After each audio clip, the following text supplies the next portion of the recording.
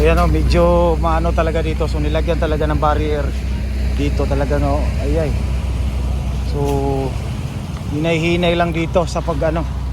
Ayan po yung box culvert. So yan o, Elroy Mix. Ito na po ang sitwasyon ngayon, December 15. So nandito tayo sa May Rojas. Ayan, natapos na talaga itong ispalto dito, no. So ngayon po ay dadaanan po ito, no. Mamaya pupunta tayo sa May Bukana.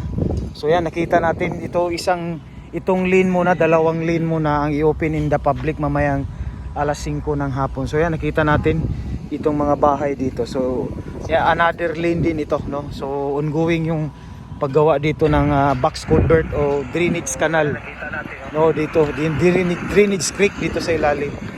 Ayan, so yan, may mga barricade na dito, nakita natin.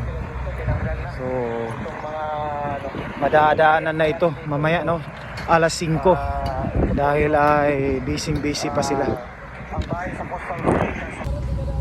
Yung ilaw dito talagang ano, wala pa, dahil po wala pang ongoing pa yung ano dito sa street lights. Actually dito naman talaga yung design. So yun nga, gamit talaga yung mga ilaw natin sa ating mga sasakyan dito. So medyo may mga poste man, pero nandun lang, medyo malayo. So dito na area talagang may kunting dilim, dahil po dito kasi naka-design po yung mga poste dyan. Kita natin, ano,